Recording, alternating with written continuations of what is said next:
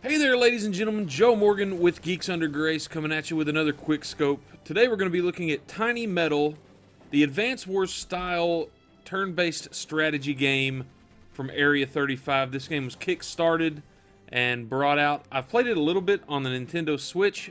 This build is for the PC, and it was provided to us very graciously by Area 35 for review purposes. So we wanted to show off a little bit of that with you guys. And so we'll get right into the campaign and kind of get the feel for everything going on. There's a little bit of a build up here. The basic narrative is that there's war between Artemisia and their enemies surrounding them, of course. And a commanding officer for the Artemisian forces he disappears. And so your character, Nathan, kind of goes rogue, takes an army with him to go look for the missing commander. And one thing I think is kind of awkward about this game, in this sense, is that the game's narrative is voiced with Japanese, as you can hear. But the characters, once you're in mission, have English voiceovers. I suppose that's a side effect of developing the game on limited budget. The Battle of Zeltsa. I want to fast forward. I want to hit the fast forward so we can get into the action. But you will miss a lot of the setup. Well, I guess I gave you the basic understanding of what's happening.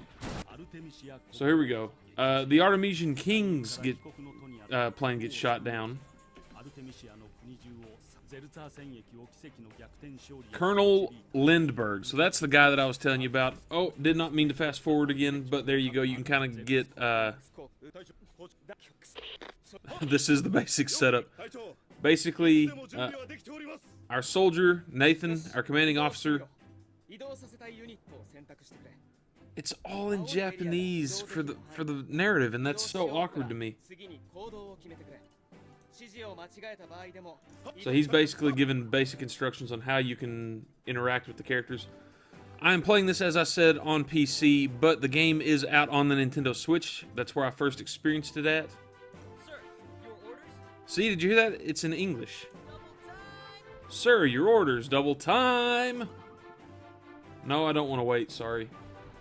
Alright, so you left click, right click, that kind of shows you what you can do. I'm going to take this guy over here.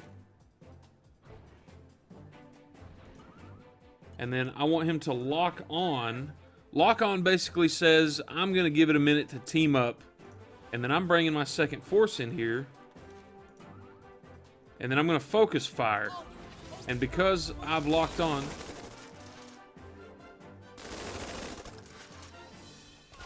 So in Advance Wars fashion, just like always, for the actual combat, we get a little bit of a cutscene to watch what's happening. I kind of miss the 2D sprites that we got with Advance Wars back in the day, but it is pretty neat, cute little art style here in the game. The enemy is counterattacked! Take to the hills! Forest and hills provide defense. Yep. So he's basically saying the terrain can give you defensive advantages. I'm going to lock on here, of course, and then we're going to pincer attack.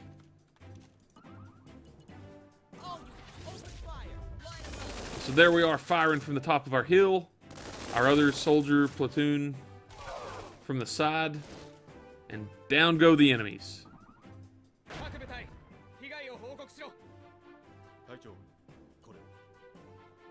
Commander, we found this. The enemy's crest. Zapang. So Zapang are our enemies.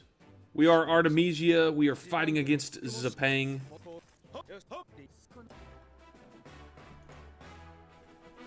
Alright, so that's very basic, but moving forward, we're going to get to learn some more of the some more of the tactics that players, old-time players of Advance Wars games are going to be pretty familiar with. Alright, so we got a third-party mercenary sniper that's kind of going to help us out here.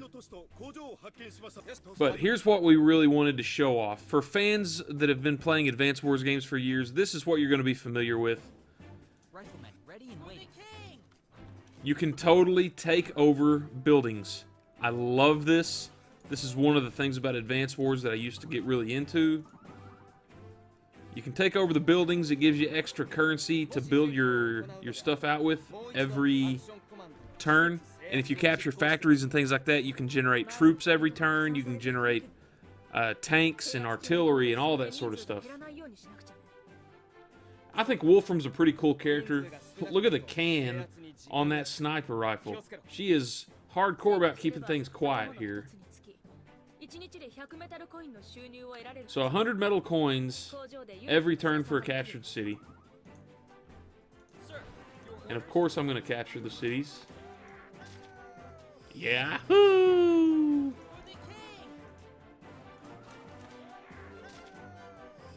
And I'm not going to lie, it is kind of odd to hear someone with an American English accent say, "For the king." Alright, so our commanding officer was saying you need to come up onto the hill here and hold out there. We'll get a lot better view from the fog of war. Sir, your orders? Affirmative. I'm going to move him up into the forest here because I can't see beyond that. And then see here we have enough currency. We've got currently 700 currency. We get 300 a turn. You can see right here next to Nathan's name in the top left corner. And 300 for a Lancer, which is an anti-vehicle unit.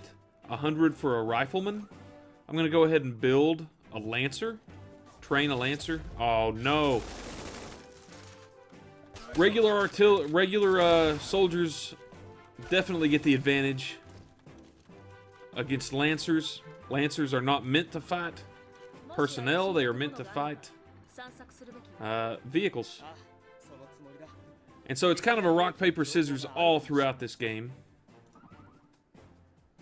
Riflemen, ready and waiting. Orders received. I'm going to go ahead and try to finish this fella off. 103 damage plus a 7% chance of crit.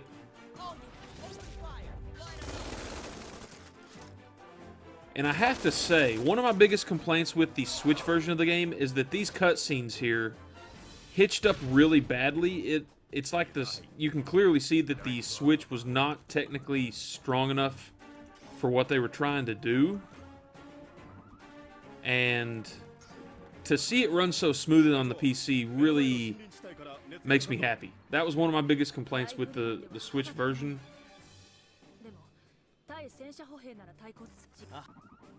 Basically, they were just saying the rock, paper, scissors of the Lancer. I could attack that guy. I really don't want to. I probably will end up doing so very shortly because he's going to attack my capturing unit. I'm not going to have a choice.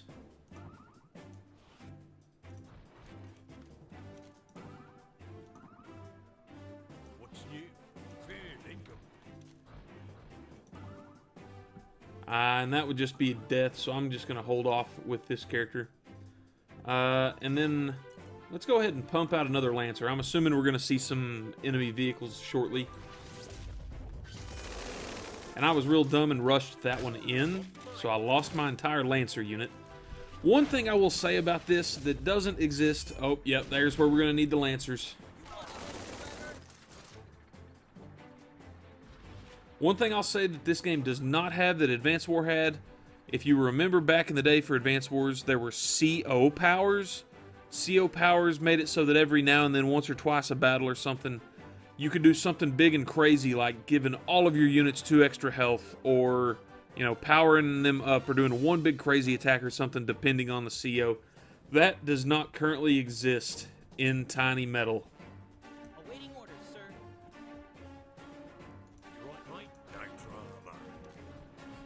I'm going to bring the Lancer on out. I'm going to try to keep capturing this building. And this is probably going to be a bad idea, but I'm going to go ahead and attack. Typically in these style of games, the attacking forces get some sort of advantage, which is why placement on the field is so important. The defensive placement can make or break you.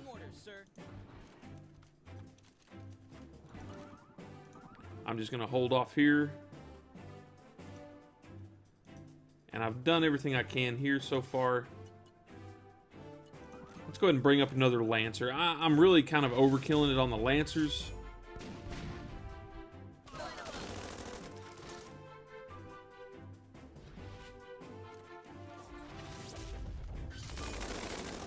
They have fewer forces than me, but they are on the attack, so they're going to have a little bit of an advantage. It'll be very minor. Sir, your orders? And I don't think I'm going to have enough to capture the building. I was wrong, I did. Alright, so we got the building. Affirmative. Orders received.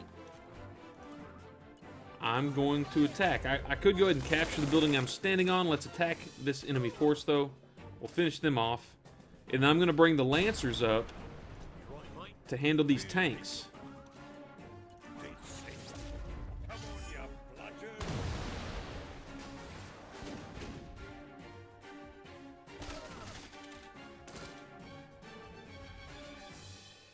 So there you can see, okay, so let's zoom in. This is something that's nice about the PC version of the game as well. Using the mouse scroll wheel, we can zoom in further, get a better look at the battlefield. And you saw from the right click here, you can check out the Metalpedia, which basically just gives you an understanding of all the definitions of everything. Who everybody is, that sort of thing. But we can roll down in here and kind of get a more boots on the ground view of everything going on. Sir, your orders? I really don't want to attack that tank with that current soldier. So I think what we're going to do is go ahead and end our turn here. You can right click and end your turn.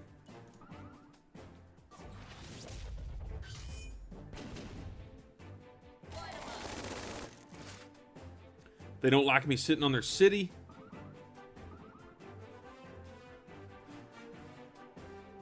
Alright, I'm actually going to move this guy up and... Actually, hold on. Alright, so here's what I'm going to do.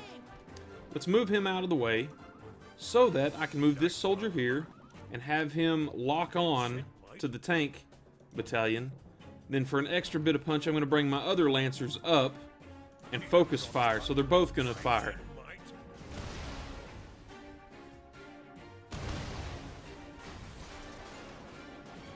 And boom, wiped off the face of the planet.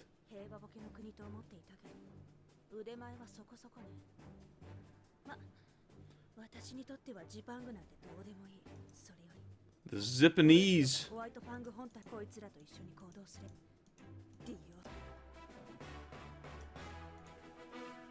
Now, as you play, of course, you can see here each of these is a different scenario that's going on in the story.